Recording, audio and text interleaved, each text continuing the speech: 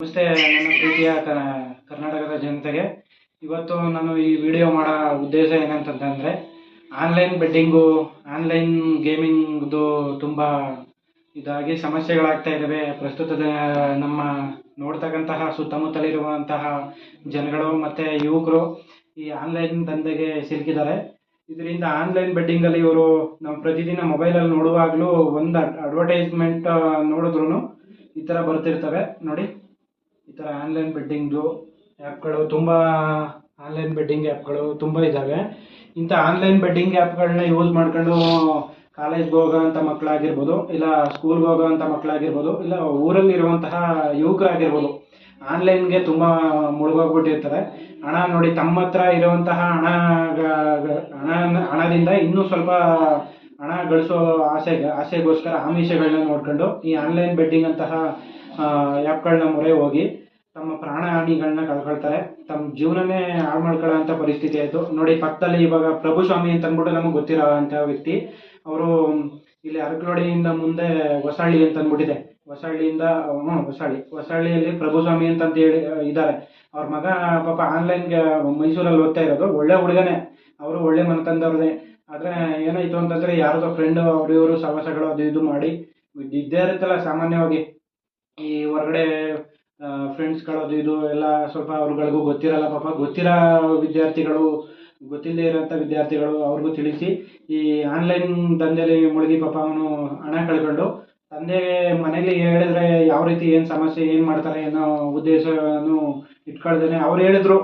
ಪಾಪ ಅವನು ಎಷ್ಟೇ ಸಾಲ ಮಾಡಿದ್ರು ಏನೇ ಇದ್ದಿದ್ರು ನಮ್ಗೊಂದು ಮಾತು ಹೇಳಿದ್ರೆ ತಿಳಿಸಿದ್ರೆ ನಾವು ಏನೋ ಮಾಡ್ತಿದ್ವಿ. ಇಷ್ಟೆಲ್ಲ ಆಗಿ ಒಬ್ಬನೇ ಮಗ ಅವನು ತನ್ನ ಪ್ರಾಣನ ಕಳ್ಕೊಬಿಟ್ಟಿದ್ದಾನೆ, ಆತ್ಮಹತ್ಯೆ ಮಾಡ್ಕೊಬಿಟ್ಟಿದ್ದಾನೆ ಹುಡುಗ. ಆದ್ರಿಂದ ನೋಡಿ, ನಮ್ಮ ಈ ನಮ್ಮ ದೇಶದ ಯುವಕರ ಯಾವ ರೀತಿ ನಮ್ಮ ಯುವಕರು ಮೊದಲು ಆನ್ಲೈನ್ ಬೆಟ್ಟಿಂಗ್ನ ನಿಲ್ಲಿಸಬೇಕು. ಯಾವುದೇ ಕಾರಣಕ್ಕೂ ಆಡಕ್ಕೆ ಹೋಗ್ಬಾರ್ದು. ಯಾಕಂದರೆ ಅಲ್ಲಿಂದ ಆಗೋಂಥ ಸಮಸ್ಯೆಗಳು ಯಾರೂ ಕೂಡ ಸಂಪಾದನೆ ಮಾಡಿರೋಂಥ ವ್ಯಕ್ತಿಗಳಿಲ್ಲ. ಈ ಇಸ್ಪೀಟೇ ಆಗಲಿ, ಆನ್ಲೈನ್ ಗೇಮಿಂಗ್ಲೇ ಆಗಲಿ ಇತಿಹಾಸದಲ್ಲೇ ಇಲ್ಲ ಸಂಪಾದನೆ ಮಾಡಿರೋಂಥ ವ್ಯಕ್ತಿಗಳು. ಆದ್ರಿಂದ ನಾವುಗಳಾದ್ರೂ ಎಚ್ಚೆತ್ಕೊಳ್ಬೇಕು.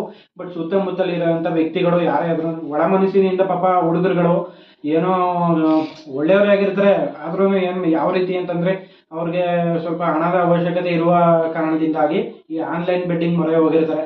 ಆದ್ದರಿಂದ ಯಾರು ಕೂಡ ಈ ಆನ್ಲೈನ್ ಬೆಟ್ಟಿಂಗ್ಗೆ ಮೊರೆ ಹೋಗ್ಬೇಡಿ. ಯಾಕಂದರೆ ಇಲ್ಲೆಲ್ಲ ಅವರು ದುಡ್ಡು ಮಾಡೋರು ಮಾಡ್ಕೊಳ್ತಾ ಇರ್ತಾರೆ.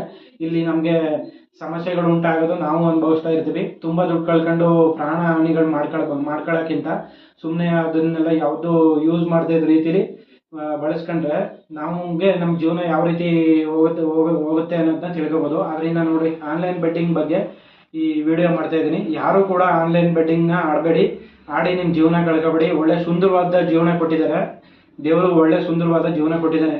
ಒಳ್ಳೆ ದರದಲ್ಲಿ ಹೋಗಬೇಕು. ಇಂಥ ಆನ್ಲೈನ್ ಗೇಮಿಂಗು ಮತ್ತು ಸುತ್ತಮುತ್ತಲು ನಡೆಯುವಂಥ ಕೆಟ್ಟ ಚಟುವಟಿಕೆಗಳ ಮೊರೆ ಹೋಗಬೇಡಿ ಅಂತ ಯುವಕರಿಗೆ ಸಂದೇಶವನ್ನು ತಿಳಿಸ್ಕೊಡೋ ಉದ್ದೇಶದಿಂದಾಗಿ, ಮತ್ತು ತಂದೆ ತಾಯಿಗಳಾದಂಥವರು ಸ್ವಲ್ಪ ಮಕ್ಕಳ ಕೈಲಿ ಮೊಬೈಲು ಅದು ಇದು ಕೊಟ್ಟಾಗ ಅವ್ರ ಮನಸ್ಥಿತಿಗೂ ಸ್ವಲ್ಪ ಅರ್ಥ ಮಾಡ್ಕೊಳ್ಳೋ ರೀತಿಲಿ ನೀವು ಎಲ್ಲ ರೀತಿಯಲ್ಲೂ ಅರ್ಥ ಮಾಡ್ಕೊಳ್ಳೋ ಪರಿಸ್ಥಿತಿನ ಅವ್ರಿಗೆ ಯಾವುದಾದ್ರು ಸಮಯ ಸಂದರ್ಭಕ್ಕೆ ಆಗುವಂಥ ಹಣದ ಈ ಅಡ್ವರ್ಟೈಸ್ಮೆಂಟ್ಗಳಿಗೆ ಈ ಫಿಲಮ್ ಹೀರೋಗಳಾಗ್ಬೋದು, ಈ ಸೆಲೆಬ್ರಿಟೀಸ್ಗಳಾಗಿರ್ಬೋದು, ಅವ್ರು ಇವರು ಕೊಡ್ತಿರ್ತಾರೆ. ಅದನ್ನ ನೋಡ್ಬಿಟ್ಟು ನಾವು ಅದ್ರ ಮೊರೆ ಹೋಗ್ಬಾರ್ದು ಯಾವುದೇ ಕಾರಣಕ್ಕೂ. ಯಾಕಂದರೆ ಅಲ್ಲಿ ಅವ್ರೇನು ಇದು ಮಾಡ್ಬಿಟ್ಟಿರ್ತಾರೆ, ಅವ್ರಿಗೇನು ಸಂಭಾವನೆ ತಗೋತಿರ್ತಾರೆ. ಈಗ ವಿಮಲ್ ಅಡ್ವರ್ಟೈಸ್ಮೆಂಟ್ ಕೊಟ್ಟಿರ್ತಾರೆ, ತುಂಬ ಕೆಟ್ಟದ ಚಟುವಟಿಕೆಗಳ ಅಡ್ವರ್ಟೈಸ್ಮೆಂಟ್ ಕೊಡ್ತಾರೆ. ಬಟ್ ಅದನ್ನ ಅವರು ಬಳಸಲ್ಲ, ನಾವುಗಳು ಬಳಸೋರು, ಸಾಮಾನ್ಯ ಜನರು ಆದಂಥವ್ರು ನಾವುಗಳು ಬಳಸ್ತೀವಿ ಹೊರತು ಅವ್ರು ಯಾರು ಬಳಸಲ್ಲ. ಅದರಿಂದ ನಾವುಗಳು ಈ ಅಡ್ವರ್ಟೈಸ್ಮೆಂಟ್ ಮೊರೆ ಹೋಗ್ಬಾರ್ದು.